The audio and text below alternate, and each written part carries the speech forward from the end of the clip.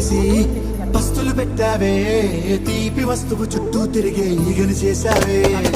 చీచీ సిగ్గేలేని మొగుడు గారండాయ్, గుయ్ గుయ్ గుయ్ గుయ్ అంటూ మీదికి రాకండాయ్. వై వై వై గంపెడి పిల్లలతో ఇంటిని నింపావే, సాపా దిండు సంసారాన్ని మేడెక్కించావే. ఇరుగు